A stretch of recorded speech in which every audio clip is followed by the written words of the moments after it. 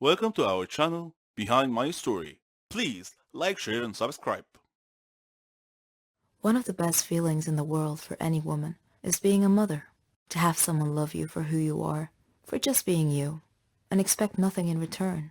You're the heroine of their story. You become everything they ever dreamed, and you'd give anything to see a smile on their face. I'm proud to say that I'm a mother to 50 kids. I know, that's a lot, but let me tell you the story.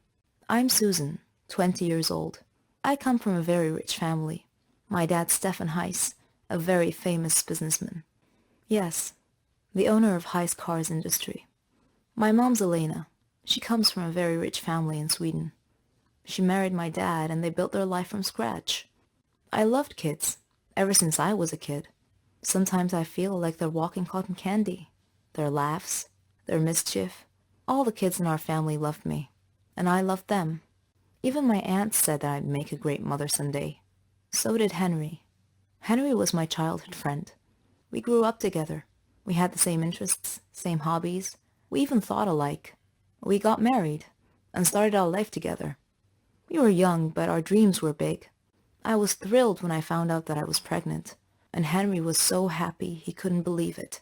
He did everything he could to help me relax. He couldn't wait to be a father. But destiny had something else in store for us. We had just arrived from Sweden. Henry had a problem at work. He was talking on the phone while driving at high speed on a dangerous road. I tried to tell him to watch the road, but it was too late. A truck came out of nowhere and pushed our car off the side. We fell into the lake, and we were unconscious. When I woke up, I found my mother and Henry's mother both looking at me, trying their best not to cry, and I soon found out why. In order to save my life, they put me through an operation. Not only have I lost my child, but I won't be able to have one ever again. Henry was also bruised, but my wounds ran way deeper. That was it, and I could never forgive him. If it weren't for him, none of this would have happened, I thought. None of it. I got a divorce later, after Henry tried over and over and over to fix the situation, to apologize, to ask for a second chance, but all I saw were empty words. There was no second chance. I tried to keep myself busy, find a way to invest my money and time, trying to get my mind off the accident. I decided to open up a toy store. I wanted to bring joy to all the children. One day, as I was standing in my store, I glimpsed a small boy standing out front, looking at a toy. The boy was alone, about 8 years old, but that wasn't all. His clothes were patched up and looked more like rags. His face and hands were dirty, and he just stood there, looking at the doll, daydreaming. I found myself walking out to him, but when he saw me coming, he ran away. A few days passed, and that boy's gaze was all I thought of.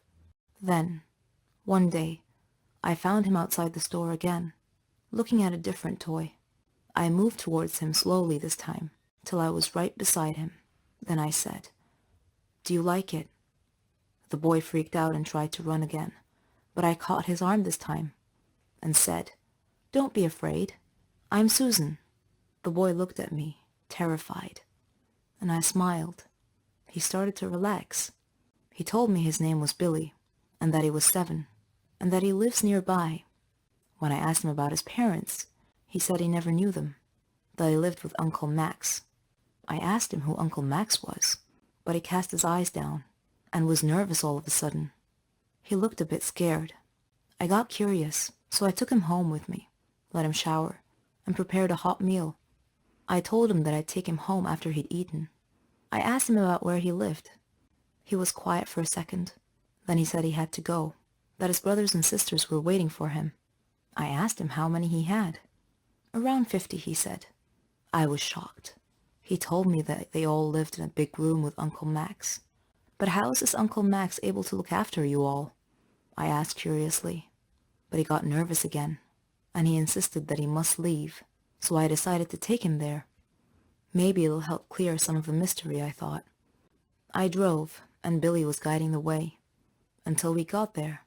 The place was a bit far from all the other houses. It looked more like a dump, with some sort of shack built on it. A man was standing in front of the door, holding a kid by the arm and beating him senseless. The boy was younger than Billy. and Billy was shaking next to me, mumbling to himself. "He's gonna hit me too. I'm so late." Then he turned to me and said, "Bye, Susan. You have to leave now, quickly." And then he ran towards the shack. I backed up the car and stood nearby to see what happens. The man hit him hard across the face, and I heard him say, "Where's the money you stole today, boy?" Billy turned out his empty pockets, and the man dragged him inside by the collar. I wanted to help, so I decided to call Henry, who was more than happy to answer my call. I told him what had happened, and he came to me. We approached the shack together slowly and looked through the window. A lot of children, ages from 3 to 7. The place was a real dump. The man was sitting at a table. It had food and drink. Billy was dragging a heavy sack on the floor, and another kid was carrying a cup to bring to the man, who snatched it out of the boy's hand. Then he got up and started waking the rest of the kids, telling them to get out there and bring him money, that they would face a real nightmare if they didn't. I wanted to barge in, but Henry stopped me. He called the police instead. The police came quickly, and they caught the man. Apparently, he kidnapped these children from parks and surrounding areas, so they could steal for him, and he would starve them and beat them. The police didn't know what to do with all the children, and I felt like this was my second chance. I told the police that I would build a home big enough, and I would take them all in, to give them the care and love that they deserve. And that is how I became a mother to 50 kids. My name is Ginny. You can call me Bad Girl if you like. That's what the neighborhood kids called me. I have a long story to tell you. I was the eldest of 5 siblings. My mother died of illness, and my father was crippled in a car accident. He couldn't walk, and he had to use a wheelchair. Seeing my siblings suffer from hunger and poverty was a constant sight at home. My father was depressed. Our neighbors helped us a lot, but I was constantly worried what would happen if they ever stopped. So I decided to try and find a job. I knew it wouldn't be easy because I was only 15. Who'd want to hire a 15-year-old? Though I was apprehensive and lacking confidence, I made up my mind to get a job. I went to many places: clothing shops, flower shops, grocery stores. The answer was the same: we're not hiring at the moment. One day, feeling down, I was walking aimlessly with no destination in mind, when suddenly I found myself near a hospital. On an impulse, I entered. I saw a nurse, but she seemed too gloomy to talk, so I looked around and found another nurse who looked a bit kinder. She noticed me and asked if I needed any help. I told her that I was looking for a job. Any job. I'd even mop and clean. She felt sympathy for me and told me not to worry. Then she went into the manager's office. I was worried. Was I in trouble? A minute later, she called me in to meet the manager. He seemed very kind, and he quietly asked for my name. I told him it was Ginny. He told me that Martha, the kind nurse who was helping me, told him that I was looking for any job available. He said he had a job for me, but he was concerned that it might be a problem. I felt a pang of fear and asked what the problem was. He said that I would have to work night shifts. That was it? I felt so relieved. I immediately agreed, and he said that he liked my enthusiasm and that I could start tomorrow. I was so happy. I returned home quickly, hugged my siblings, and kissed my father's hands. I told them everything about my new job. My father looked at me sadly and said that I was too young to have to bear this responsibility. I told him that it was okay and that I could deal with it. When I went to work at the hospital every night, there was a gang of young kids who were always loitering around the neighborhood. I hoped they wouldn't bother me, but my hopes were in vain. They made fun of me every time I passed them. I never told my family about this, though. I began work as a cleaning lady, but due to my diligence and intelligence, I was able to learn a little bit about nursing. So, I was able to get promoted. First to nursing assistant, then to a nurse. My colleagues supported me a lot. Everything was almost perfect, except for the neighborhood gang that was always bothering me and calling me Ginny the Bad Girl. I wished they would just go away and leave me alone. Then, one day, a miracle happened. While I was working at the hospital, the neighborhood bullies came in, carrying their leader. He was badly injured. His whole body was covered in blood. They were shouting for someone to help them, and when they saw me, they pleaded with me to save him. I worked quickly with the other staff. His condition was serious. He had been in a terrible motorcycle accident. The staff and I worked feverishly to stabilize his condition and treat him. After stabilizing him, I was exhausted. Suddenly, I felt someone coming close. It was the gang. They apologized for making fun of me and asked me to forgive them. They said they didn't know that I worked at a hospital. I smiled and told them it was okay and that I considered them to be my brothers and sisters.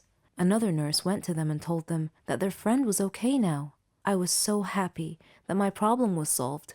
They called me over to talk to their leader. He had tears in his eyes and told me that he was so sorry and asked me to forgive him. He was so sincere that I was moved. I gently asked him to be quiet and get some rest.